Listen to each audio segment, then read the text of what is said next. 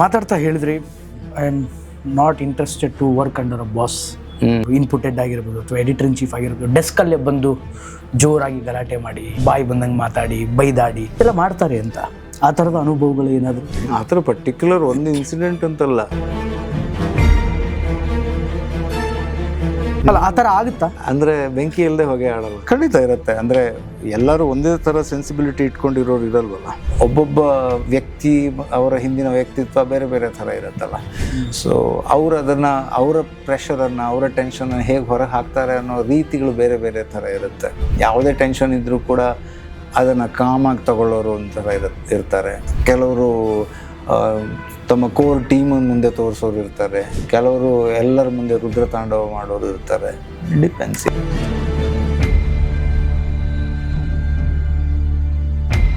ಈ big ಬಾಸ್ಗೆ voice over ಕೊಡೋದಕ್ಕೆ opportunity ಸಿಕ್ಕಿದೆ ಹೆಂಗೆ? ಬಿಗ್ ಬಾಸ್ಗೆ ಆಪರ್ಚುನಿಟಿ ಅಂದರೆ I was already A part of ETV ತಂಡ, ಅಂದರೆ ಕಲರ್ಸ್ನ ವಯಾಕಾಮ್ನ ತಂಡ. ಅಂದರೆ ಅದನ್ನು ತಗೊಂಡಾಗ ಹೊಸದಾಗಿ ರೂಪ ಹೊಂದಿದೆ. ಇನ್ನೂ ಈ ಟಿವಿಯನ್ನು ಕಲರ್ಸ್ ಕನ್ನಡ ಅಂತ ಅನೌನ್ಸ್ ಮಾಡಿ ಆಗಿರಲಿಲ್ಲ. ಫಸ್ಟ್ ಸೀಸನಲ್ಲಿ ETVನೇ ಇತ್ತು. ಹೌದು. ಸೊ ಆ ತಂಡದ ಭಾಗವಾಗಿ ನಾನಿದ್ದೆ. ETV ಈಗ ಕಲರ್ಸ್ ಕನ್ನಡ. ಏನು ಹೇಳ್ತೀರಿ? ಅಂದರೆ ಈ ಮೆಟ್ರೋ ವಾಯ್ಸ್ ಓವರ್ ಬಂದಿದ್ದು ಹೇಗೆ? ಅಪರ್ಣ ಅವ್ರದ್ದು ಏನಾದರೂ ಪರಿಚಯ ಇತ್ತು ನಿಮಗೆ? ಖಂಡಿತ ಇತ್ತು, ಖಂಡಿತ. ಅದು ಅವ್ರನ್ನ ಕಳ್ಕೊಂಡದ್ದು ಎಷ್ಟು ನಮ್ಮ ಕನ್ನಡದ ಒಂದು ಲಾಸ್ ಅಥವಾ ದೌರ್ಭಾಗ್ಯವೋ, ಅವ್ರ ಜೊತೆ ಅಟ್ಲೀಸ್ಟ್ ಕೆಲವೊಂದು ಪ್ರಾಜೆಕ್ಟ್ಗಳಲ್ಲಿ ಒಂದಿಲ್ಲೊಂದು ರೀತಿಯಲ್ಲಿ ಜೊತೆಯಾಗಿ ಕೆಲಸ ಮಾಡೋದಕ್ಕೆ ಸಿಕ್ಕಿದೆಯಲ್ಲ ಅನ್ನೋದು ನನ್ನ ಭಾಗ್ಯ.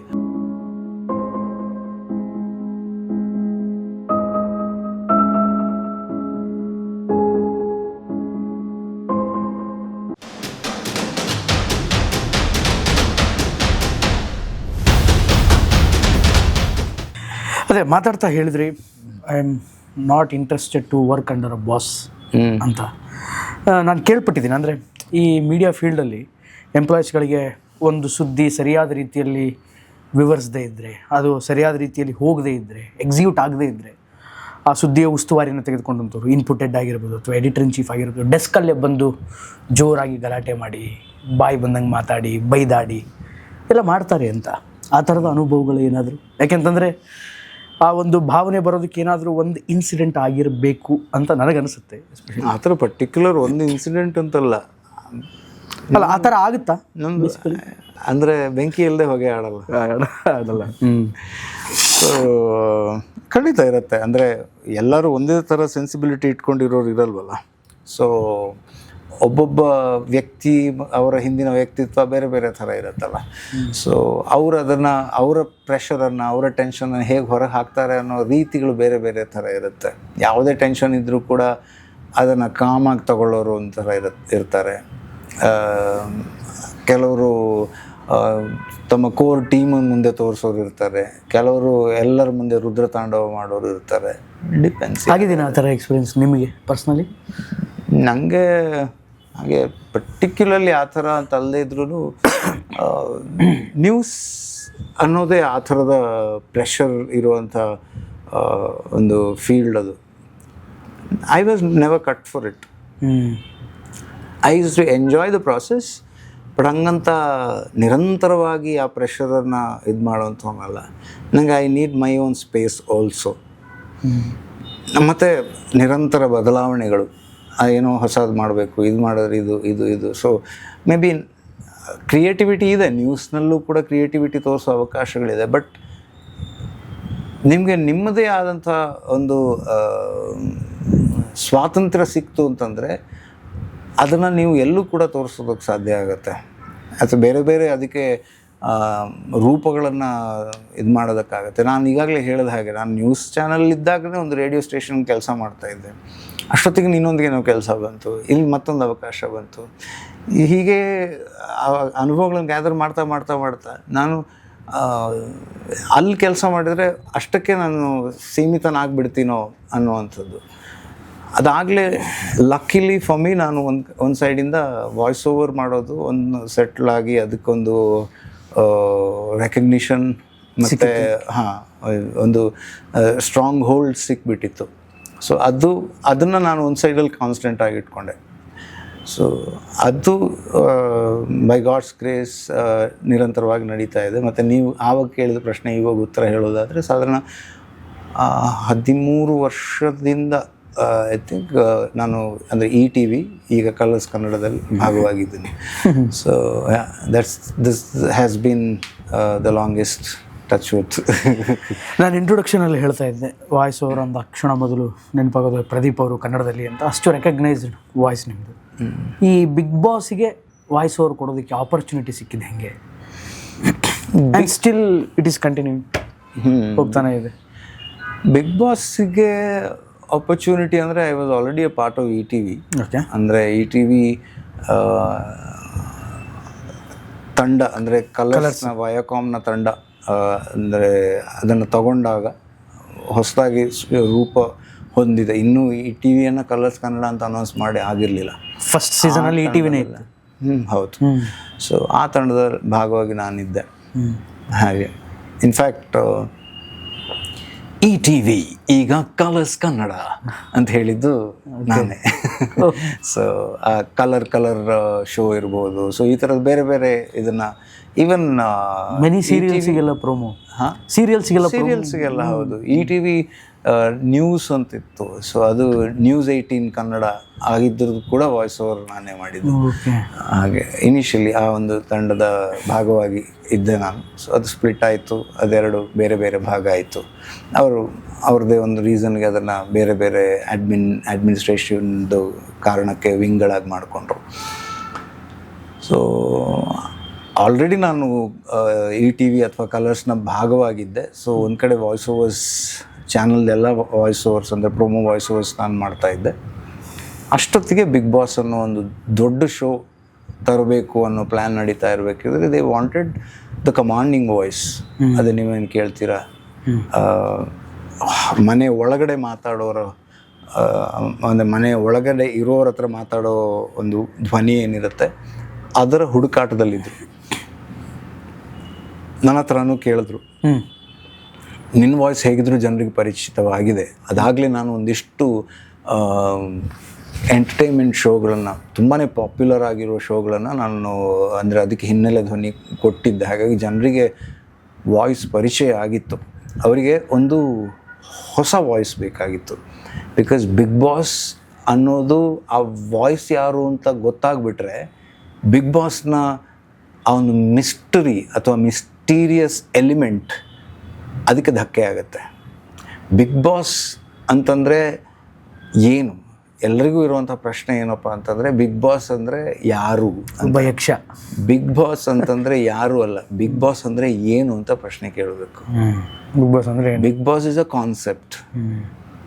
ಸೊ ಆ ಕಾನ್ಸೆಪ್ಟ್ಗೆ ಬೇರೆ ಬೇರೆ ರೂಪಗಳು. ಬಿಗ್ ಬಾಸ್ ಅಂದರೆ ಏನು? ಬಿಗ್ ಬಾಸ್ ಅಂದರೆ ಸುದೀಪ್, ಎಸ್. ಬಿಗ್ ಬಾಸ್ ಅಂದರೆ ಆ ಮನೆ, ಹೌದು. ಬಿಗ್ ಬಾಸ್ ಅಂದರೆ ಆ ವಾಯ್ಸ್, ಹೌದು. ಬಿಗ್ ಬಾಸ್ ಅಂತಂದರೆ it is the collection of all this. It's a concept. It's a concept where ಒಂದಿಷ್ಟು ಜನ ಒಂದಿಷ್ಟು ಸಮಯ ಒಂದಿಷ್ಟು ಸಿಚುವೇಶನ್ಗಳಲ್ಲಿ ಜೊತೆಯಾಗಿ ಬಾಳಿದ್ರೆ ಹೇಗಿರುತ್ತೆ, ಏನು ನಡೆಯುತ್ತೆ ಅನ್ನೋ ಇದನ್ನು ಒಂದಿಷ್ಟು ಕುತೂಹಲದ ಕಣ್ಣುಗಳು ಕ್ಯಾಪ್ಚರ್ ಮಾಡಿ ನಿತ್ಯವೂ ಜನರಿಗೆ ಉಣಬಡಿಸ್ತಾರೆ. ಅದು Bigg Boss. It's a concept. ಅದ್ರ ಮೇಲಿಂದ ಅದು ಕ್ರಿಯೇಟ್ ಮಾಡುವಂಥ ಮಿಸ್ಟ್ರಿ ಅದು ಬೇರೆ. ಓಕೆ. ಹಾಗೆ ಸೊ ಅದರಲ್ಲಿ ಕಮಾಂಡಿಂಗ್ ವಾಯ್ಸಿಗೆ ಮತ್ತೆ ಯಾರೋ ಸೆಲೆಕ್ಟ್ ಆದರು. ಆದರೆ ನರೇಟರ್ ವಾಯ್ಸ್ ಆಗಿ ನನ್ನನ್ನು ಆಯ್ಕೆ ಮಾಡಿದ್ರು. ಕಮಾಂಡಿಂಗ್ ವಾಯ್ಸನ್ನ ನೀವೇ ಮಾಡಬೇಕು ಅಂದಾಗ ನೀವು ಒಪ್ಕೊಂಡಿದ್ರಾ? ಅಲ್ಲ, ನಂತರ ಅದು ಆ ಪ್ರಶ್ನೆನೇ ಬಂದಿಲ್ಲ. ಅಂದರೆ ಅವರೇ ಡಿಸೈಡ್ ಮಾಡಿಬಿಟ್ಟಿದ್ರು ಬೇರೆ ವಾಯ್ಸ್ ಬೇಕು, ಬೇಕೇ ಆಗೇ ಇತ್ತು. ಓಕೆ. ಯಾಕಂದರೆ ಅವರಿಗೆ ಗೊತ್ತಿದ್ದ ಧ್ವನಿ ಅದಕ್ಕೆ ಅದು ಕೊಟ್ಟರೆ ಅದು ಆ ಎಲಿಮೆಂಟನ್ನು ಕ್ರಿಯೇಟ್ ಮಾಡೋಕ್ಕಾಗಲ್ಲ ಅಂತ. ಅದು ಅದು ಅದು ಸರಿಯಾದ ಅದು ಥಾಟ್ ಕೂಡ. ಅಂದರೆ ಹೊರಗಡೆ ರೆಕಗ್ನೈಸೇಷನ್ ಇಲ್ಲ ಅಂತಂದರೆ ಅಷ್ಟು ದೊಡ್ಡ ಶೋ ಮಾಡೋರಿಗೆ, ಅಷ್ಟು ಬಜೆಟ್ ಇಟ್ಕೊಳ್ಳೋರಿಗೆ ಯಾರೋ ಒಬ್ಬ ಗೊತ್ತಿರುವಂಥ ಆ್ಯಕ್ಟರ್ದು ವಾಯ್ಸ್ ಇಟ್ಕೊಂಡು ಮಾಡ್ಬೋದಲ್ಲ. ಎಕ್ಸಾಕ್ಟ್ಲಿ. ಅಂದರೆ ಹೊರಗಡೆ ರೆಕಗ್ನಿಷನ್ ಸಿಕ್ಕಿದ್ದು ಯಾವಾಗ?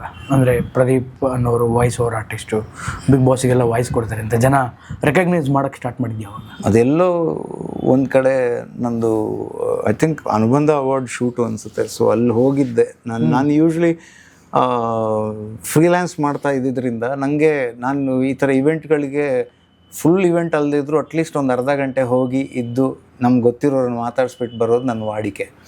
ಸೊ ಪೂರ್ತಿ ಕಾರ್ಯಕ್ರಮ ಇರೋದು ತುಂಬ ಕಮ್ಮಿ ನಾನು, ಯಾಕಂದರೆ ನನ್ನ ಕೆಲಸ ಎಲ್ಲ ಮೊದಲೇ ಆಗಿರುತ್ತೆ ಅಂತ ಹೇಳ್ಕೊಂಡು ನಮ್ಮದು, ಯಾಕಂದರೆ ಮತ್ತೆ ಉಳಿದದನ್ನೆಲ್ಲ ಬೇಕಿದ್ರೆ ನಾವು ಟಿ ವಿಲೂ ಕೂಡ ನೋಡ್ಬೋದು ಅನ್ನೋದು ನಂದು ಕಾನ್ಸೆಪ್ಟು. ಹಾಗೆ ಹೋಗ್ತೀನಿ, ನಾನು ಶೋಗೆ ಹೋಗ್ತೀನಿ, ನಮ್ಮವ್ರನ್ನ ಸಿಗ್ತೀನಿ, ಅವ್ರ ಜೊತೆ ಒಂದೆರಡು ನಿಮಿಷ ಆದರೂ ಕೂಡ ಒಂದು ಸಿಗುವಂಥ ಅವಕಾಶ, ಅದೊಂದು ಒಳ್ಳೆಯ ಅವಕಾಶ ಇರುತ್ತೆ, ವೇದಿಕೆ ಇರುತ್ತೆ.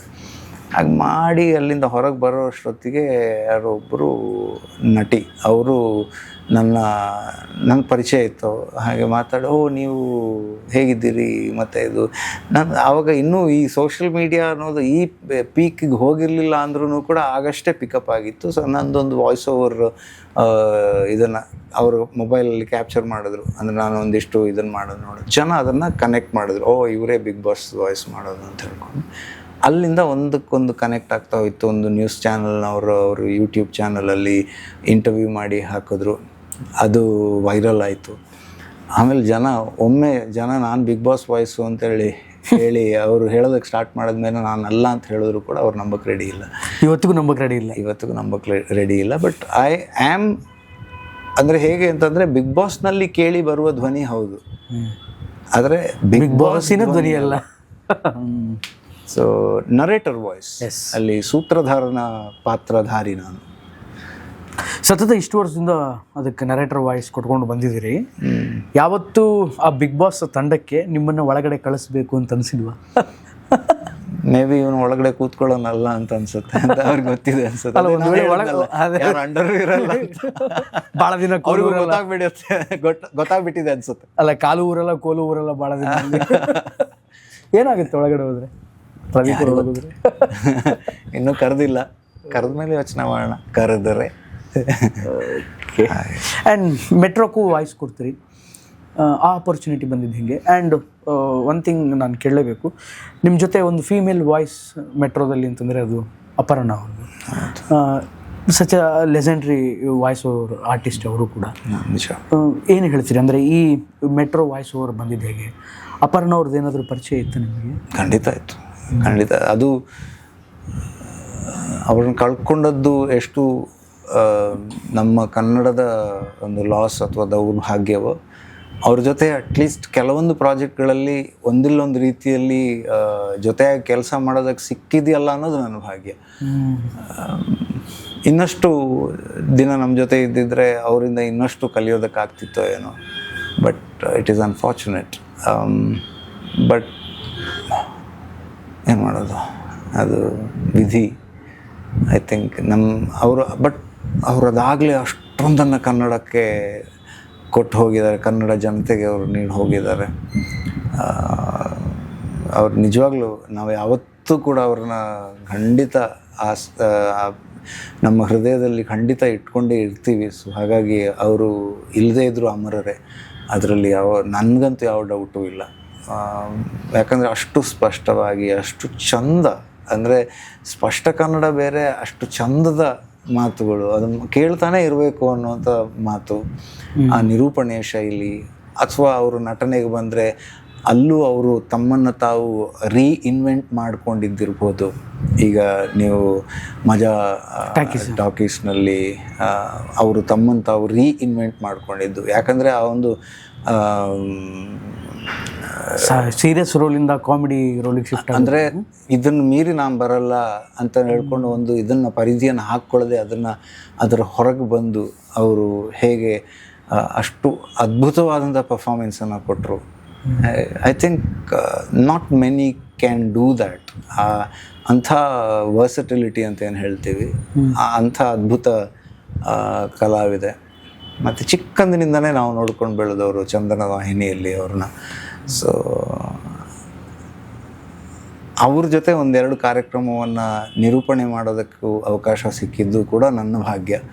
ಸೊ ನಾನಿನ್ನೂ ಬಚ್ಚ ಇವತ್ತಿಗೂ ಅಷ್ಟೇ, ನನಗೇನೂ ಗೊತ್ತಿಲ್ಲ. ಆದರೂ ಅಷ್ಟೇ ಪ್ರೀತಿಯಿಂದ ಜೊತೆಯಲ್ಲಿ ಇದು ಮಾಡಿಕೊಂಡು ಕರ್ಕೊಂಡು ಅಂದರೆ ಕಾರ್ಯಕ್ರಮವನ್ನು ನಡೆಸುವಲ್ಲಿ ಅವರು ಇದು ಮಾಡಿರೋದು. I think only legends can do that, and she was one and she is one. ಹಂಗೆ. ಸೊ ಯಾ, ಮೆಟ್ರೋಲ್ಲಿ ಹೋಗ್ತಾ ಇರಬೇಕಾದ್ರೆ ನಿಮ್ಮ ವಾಯ್ಸನ್ನು ನೀವೇ ಕೇಳಿದಾಗ ಏನನ್ಸುತ್ತೆ? ಊರಲ್ಲಿರೋದ್ರಿಂದ ಹೋಗೋದು ಸ್ವಲ್ಪ ಕಮ್ಮಿ, ಆದರೆ ಹಿಂದೆ ಇದ್ದಾಗ ಅದಕ್ಕಿಂತ ಹೆಚ್ಚು ಮಜಾ ಏನು ಅಂತಂದರೆ, ಖುಷಿ ಏನು ಅಂತಂದರೆ, ನಾವು ಊರಲ್ಲಿ ಇದ್ರೂ ಕೂಡ ನಂಗೆ ಮೆಟ್ರೋ ವಾಯ್ಸ್ ಕೇಳ್ತಾ ಇರುತ್ತೆ. ನನ್ನ ಫ್ರೆಂಡ್ಸ್ ಯಾರಾದರೂ ಕಾಲ್ ಮಾಡ್ತಿರ್ತಾರೆ, ಪರಿಚಯದವರು ಕಾಲ್ ಮಾಡ್ತಿರ್ತಾರೆ, ಮೆಟ್ರೋದಲ್ಲಿ ಇರ್ತಾರೆ, ಕಾಲ್ ಮಾಡಿ ಅವರು ನಾನು ಎಲ್ಲಿದ್ದೀನಿ ಗೊತ್ತಾ ಅಂತ ಹೇಳ್ತಾರೆ. ಮೆಟ್ರೋ ಇದನ್ನು ವಾಯ್ಸನ್ನು ಇದು ಮಾಡ್ತಾರೆ, 1 ನಿಮಿಷ ಇರು ನೆಕ್ಸ್ಟ್ ಸ್ಟೇಷನ್ ಬರ್ತದೆ, 1 ನಿಮಿಷ ಅಂತೆಲ್ಲ ನನಗೆ ಕೇಳಿಸೋದು. ಅವ್ರ ಸುತ್ತ ಅವ್ರ ಫ್ರೆಂಡ್ಸ್ ಇರೋದು, ಇಟ್ ಫೀಲ್ಸ್ ಗುಡ್, ಅದೊಂದು ಖುಷಿಯನ್ನು ಕೊಡುತ್ತೆ. ಸೊ ಹಾಗೆ ನನಗೆ ಯೂಶ್ವಲಿ ಮೆಟ್ರೋದು ಅಂತ ಬಂದಾಗ ಅದೇ ಆಬ್ವಿಯಸ್ಲಿ ನಮ್ಮ ಇವರ ಪರ್ಣವರ ಇದೊಂದು ಅವ್ರು ಇಲ್ಲದೆ ಇರೋವಂಥ ಒಂದು ಖಾಲಿಪನ್ ಅಂತ ಹೇಳ್ತಾರಲ್ಲ, ಒಂದು ಅದು ಖಂಡಿತ ಆಗುತ್ತೆ, ಅದರದ್ದೊಂದು ಫೀಲ್ ಆಗುತ್ತೆ. ಅದನ್ನು ಯಾರಿಂದನೂ ಫಿಲ್ ಮಾಡೋದಕ್ಕೂ ಸಾಧ್ಯ ಇಲ್ಲ ಅದು. ಹಾಗೆ ಇನ್ನೊಂದು ಕಡೆ ಇದು ಅದೇ ನಿಮಗೆ ಹೇಳೋದು ಹಾಗೆ ಎರಡು ಕಾಂಟ್ರಾಸ್ಟ್ಗಳು ಇದ್ದೇ ಇರುತ್ತೆ. ಅದು ಅವಾಯ್ಡ್ ಮಾಡೋಕ್ಕಾಗಲ್ಲ. ನಾನು ಉತ್ಪ್ರೇಕ್ಷೆ ಅಲ್ಲ, ಇದು ಇದ್ದುದನ್ನೇ ಹೇಳ್ತಾ ಇರೋದು. ಹಾಗೆ ತಿಂಗಳಲ್ಲಿ 30 ದಿನಗಳು ಕೂಡ ಶೂಟಿಂಗ್ ಮಾಡಬೇಕಾದ ಅನಿವಾರ್ಯತೆ ಇತ್ತು ಆ ಸಂದರ್ಭದಲ್ಲಿ. ಸೊ ಸಾಧಾರಣ ಒಂದು 800+ ಎಪಿಸೋಡ್ಗಳು, 800-900 ಎಪಿಸೋಡ್ಗಳಷ್ಟು ನಡೆದಂಥ ಒಂದು ಸೊಂದ ಬಂದಮ್ ಅನ್ನೋ ಸೀರಿಯಲ್ ಸನ್ ಟಿ ವಿಯಲ್ಲಿ ಮಾಡಿದೆ. ಸೊ ಲೀಡಾಗಿ ಮಾಡಿದೆ. ಮತ್ತು ಕಲ್ಯಾಣ ಮೊದಲು ಕಾದಲ್ವರೆ ಅನ್ನೋ ಇನ್ನೊಂದು ಸೀರಿಯಲ್, ಅದರಲ್ಲಿ ಒಂದು 2-3 ತಿಂಗಳು ಆ್ಯಕ್ಟ್ ಮಾಡಿದೆ. It was at cameo. So ಇದು ಬಿಟ್ಟರೆ ಒಂದು ಮಿರ್ಚಿ ಮಂಡಕ್ಕಿ ಖಡಕ್ ಚಾಯ್ ಅಂತ ಒಂದು ಸಿನಿಮಾದಲ್ಲಿ ಹೀರೋ ಆಗಿ ಮಾಡಿದೆ. ಮತ್ತು ಒಂದು ಬೈಲಿಂಗ್ವಲ್ ಸಿನಿಮಾದಲ್ಲಿ ಸಣ್ಣ ಪಾತ್ರ, ಅಂದರೆ ಅದು ನಾನು ಎಂಟರ್ ಆಗಿದ್ದು. ಅದರಲ್ಲಿ ಇನ್ನೊಂದು ಸೆಕೆಂಡ್ ಲೀಡ್ಗೆ ಡಬ್ ಮಾಡಿದೆ ಕನ್ನಡದಲ್ಲಿ. ಹೀಗೆ ಏನೇನೋ ಮಾಡ್ತಾ ಆ್ಯಕ್ಟಿಂಗಲ್ಲಿ ಅಂದರೆ I am happy that I have done so many things.